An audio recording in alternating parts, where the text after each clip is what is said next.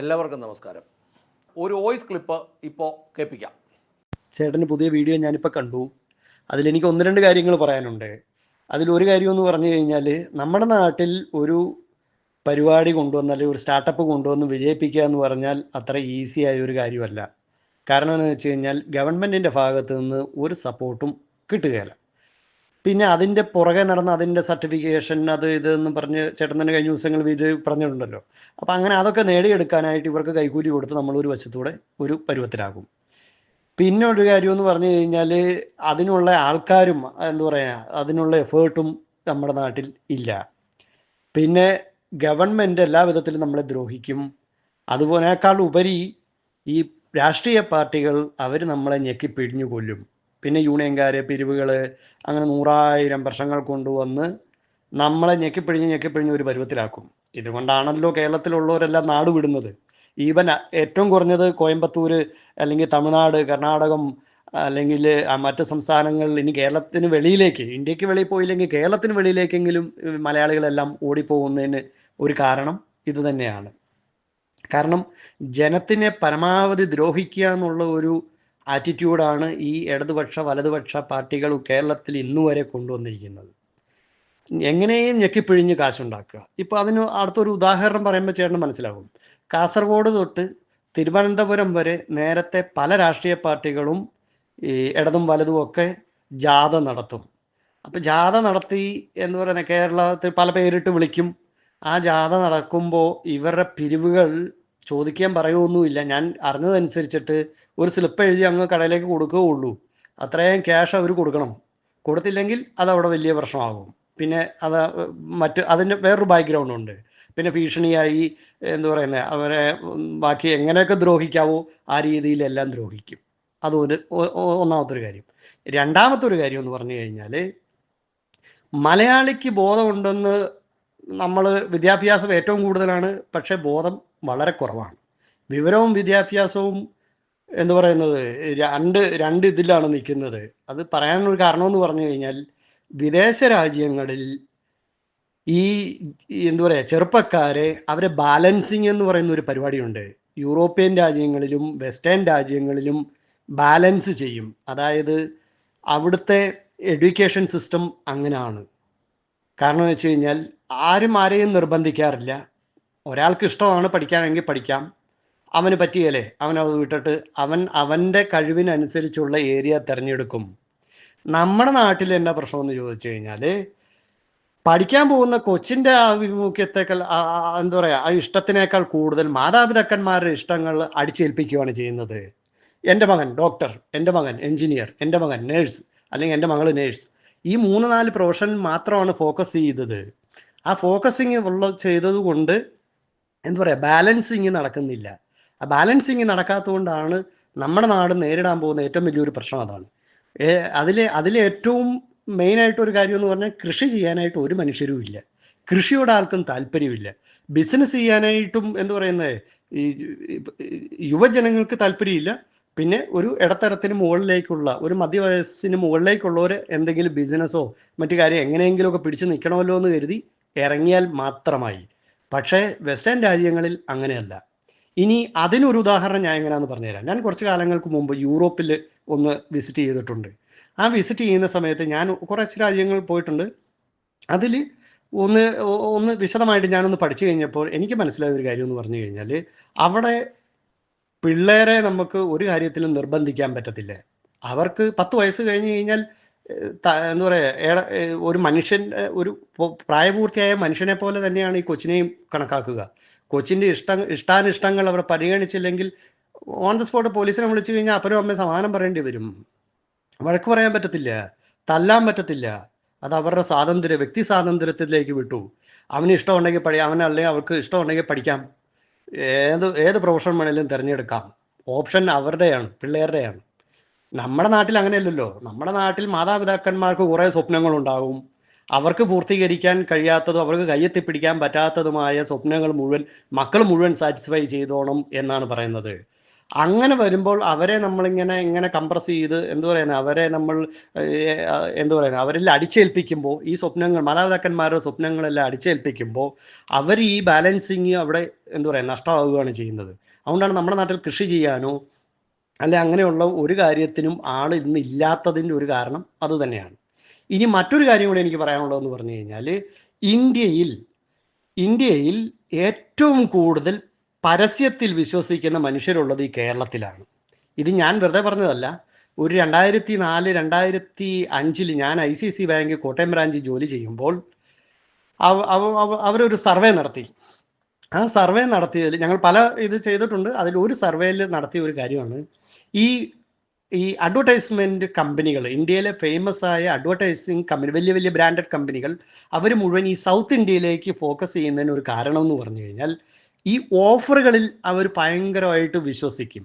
Offer, അതായത് 100 രൂപയുടെ സാധനം 200 രൂപയ്ക്ക് കൊടുത്തിട്ട് അതിന് ഓഫർ എന്ന് പറഞ്ഞിട്ട് 25 രൂപയോ 40 രൂപയോ അല്ലെ 50 രൂപ മാക്സിമം കുറയ്ക്കും. എന്നാലും ബിസിനസ് അവർക്ക് ലാഭമാണ്. 100 രൂപയ്ക്കുള്ള പ്രോഡക്റ്റ് 200 രൂപ വിലയിട്ടിട്ട് 50 രൂപ കുറച്ച് 150 രൂപയ്ക്ക് കൊടുക്കും. ഇതാണ് ഫ്രീ എന്ന് പറയുന്നത്. മലയാളിയുടെ ബോധം എവിടെ പോയെന്നുള്ളത് ഒരു ഇതുമില്ല. കാരണം വെച്ച് കഴിഞ്ഞാൽ ഇവൻ ചിന്തിക്കുന്നില്ല. ഇപ്പോൾ ഒരു ഷർട്ട് എടുക്കുമ്പോൾ ഒരു ഷർട്ട് ഫ്രീ കൊടുക്കണേ ചേട്ടാ, അവന് അത് ഫ്രീ ആയിട്ട് കിട്ടിയിട്ടല്ലല്ലോ അവനത് കൊടുക്കുന്നത്. ഇപ്പം ഞാൻ 100 രൂപയ്ക്ക് ഒരു സാധനം മേടിച്ചാൽ ആ എന്ത് പറയുക, ആ സാധനത്തിൻ്റെ ക്വാളിറ്റി, ആ സാധനത്തിന് എന്തൊക്കെ ഇതുണ്ടോ അതിനനുസരിച്ചുള്ള സാധനം. അതുകൊണ്ടാണ് ഞാൻ അത് പറയാൻ കാരണം, യൂറോപ്യൻ രാജ്യങ്ങളിൽ ഒരു സാധനം പോലും ഫ്രീ ആയിട്ട് കൊടുക്കാം എന്ന് പറഞ്ഞാൽ ആരും വാങ്ങിക്കാനേ പോകത്തില്ല. ഞാൻ പോയ കുറേ രാജ്യങ്ങളുണ്ട്, അതുകൊണ്ടാണ് ഞാൻ പറഞ്ഞു, ഞാൻ നേരിട്ട് കണ്ടിട്ടുണ്ട്. ഫ്രീ എന്ന് പറയുന്ന ഒരു പരിപാടിയില്ല അവിടെ. അതായത് 100 രൂപയുടെ സാധനം 200 രൂപ വിലയിട്ടിട്ട് അതിന് 50 രൂപ കുറച്ച് ഫ്രീ, അല്ലെങ്കിൽ കുറച്ച് ഡിസ്കൗണ്ട് സെയിൽ എന്ന് പറഞ്ഞ് 150 കൊടുക്കുമ്പോഴും കടക്കാരന് ഇരട്ടി ലാഭമാണ്. പറഞ്ഞ മനസ്സിലായില്ലേ?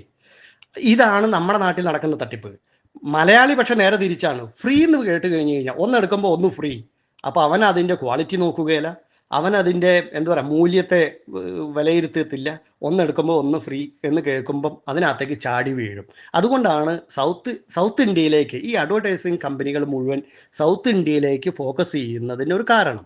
മലയാളി ഇങ്ങനെയുള്ള കാര്യങ്ങളിൽ പെട്ടെന്ന് വീഴും.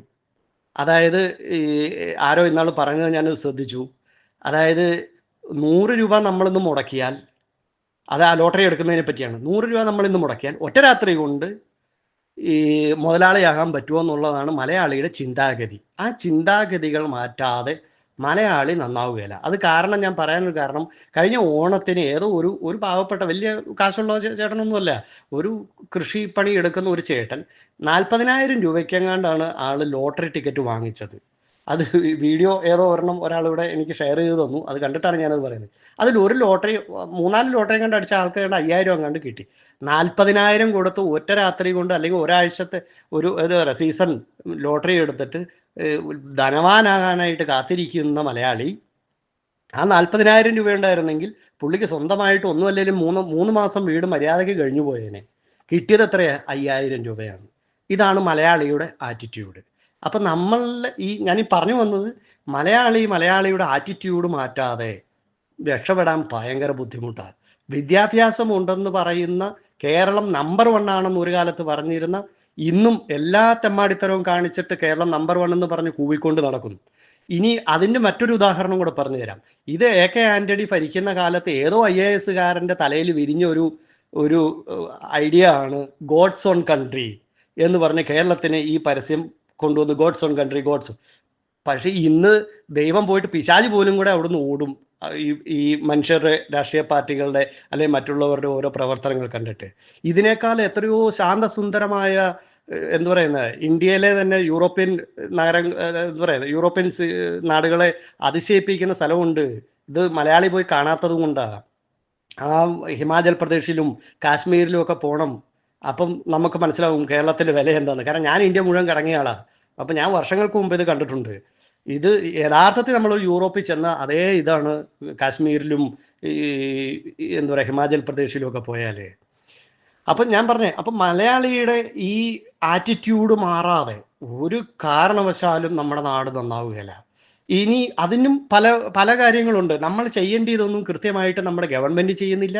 നമ്മൾ അറിയണമെന്ന് വിചാരിക്കുന്നത് നമ്മൾ പരമാവധി അറിയുന്നുമില്ല. അതാണ് അതിൻ്റെ വേറൊരു പ്രശ്നം. കാരണം എന്ന് വെച്ച് കഴിഞ്ഞാൽ ജപ്പാനിൽ LKG സ്കൂള് പഠിക്കുന്ന പിള്ളേരെ തൊട്ട് പഠിപ്പിക്കും എങ്ങനെ സിഗ്നൽ വീണ് കഴിഞ്ഞ് കഴിഞ്ഞാൽ എന്താ പറയുക, പിള്ളേർ അവിടെ നിൽക്കുകയും സീബ്ര ലൈനിൽ എങ്ങനെ ക്രോസ് ചെയ്യണമെന്ന് LKG ക്ലാസ്സിൽ പഠിപ്പിക്കുന്ന വർഷങ്ങൾക്ക് മുമ്പ് തൊട്ട് പഠിപ്പിക്കുന്നു. 2023-ലോ 24-ലോ ആണ് കേരളത്തിൽ മോട്ടോർ വെഹിക്കിൾ ഡിപ്പാർട്ട്മെൻറ്റ് വലിയൊരു ക്ലാസ് നടത്തുന്നത്. ഈ റോഡ് എങ്ങനെ ക്രോസ് ചെയ്യണം. ഇന്നും ഡ്രൈവർമാർക്ക് അറിഞ്ഞുകൂടാ സീബ്ര ലൈനിന് മുന്നിൽ എത്തിക്കഴിഞ്ഞു കഴിഞ്ഞാൽ ഈ അവർക്ക് നിർത്തിക്കൊടുക്കണം എന്നുള്ളത് നമ്മുടെ നാട്ടിൽ പാലിക്കാത്ത ഒരു നിയമമാണ്. എന്നാൽ ഇന്ത്യക്ക് വെളിയിൽ, അതായത് ഈവൻ ദുബായിൽ ഇപ്പം ഞാൻ ഇരിക്കുന്ന ഇവിടെ ആണെങ്കിലും അല്ലെങ്കിൽ യൂറോപ്യൻ രാജ്യങ്ങളിലാണെങ്കിലും ഒരു സീബ്ര ലൈനിലൂടെ ഒരാൾ നടന്നു പോകുന്ന മനുഷ്യനാണ് മുൻഗണന, റോഡിൽ കൂടെ പാഞ്ഞു പോകുന്ന വാഹനത്തിനല്ല. ഞാൻ പറഞ്ഞത് ചേട്ടൻ മനസ്സിലായെന്ന് വിചാരിക്കുന്നു. ഈ ദുബായിലാണെങ്കിൽ സീബ്ര ലൈനിൽ നടന്നു പോകുന്ന ഒരു വ്യക്തിയെ വണ്ടി തട്ടിയിട്ടുണ്ടെങ്കിൽ ആ വണ്ടിക്കാരൻ്റെ ലൈസൻസ് അന്നേരം തന്നെ കട്ടാക്കുകയും ചെയ്യും. അവന് പിന്നെ ജീവിതത്തിൽ അവന് വലിയ ഫൈനാണ്, 50,000 ദിറംസൊക്കെയാണ് ഫൈൻ. അവന് താങ്ങാൻ പോലും പറ്റത്തില്ല. അപ്പം നടന്നു പോകുന്ന മനുഷ്യനാണ് പ്രയോറിറ്റി, അല്ലാതെ വണ്ടിയിൽ പായുന്നവർക്കല്ല. പക്ഷെ നമ്മുടെ നാട്ടിൽ നേരെ തിരിച്ചാണ്. പ്രായമായവർ, മനുഷ്യനെ സ്നേഹിക്കാൻ പഠിച്ചിട്ടില്ല. അതാണ് ഏറ്റവും വലിയൊരു പ്രശ്നം. മനുഷ്യനെ ബഹുമാനിക്കാൻ പഠിക്കുന്നില്ല. ഇതൊക്കെ എന്നിനി പഠിക്കും എന്നുള്ളതാണ് അറിയാൻ മേലാത്തത്.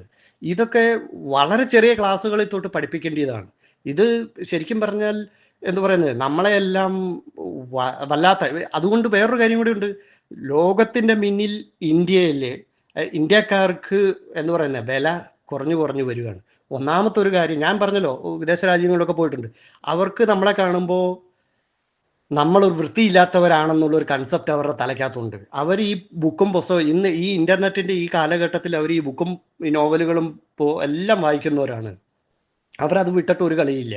അപ്പം അവർക്കറിയാം ഇന്ത്യക്കാർക്ക് വൃത്തി കുറവാണ്. അതുകൊണ്ട് അവർ നമ്മളെ പലയിടത്തും തഴയുന്നുണ്ട്. ഈവൻ ഈ ഗൾഫ് രാജ്യത്ത് പോലും, ഈവൻ ദുബായിൽ പോലും പല അറബികളും ഇന്ത്യക്കാരെ ഒരു കീപ് ഡിസ്റ്റൻസിൽ നിർത്തും.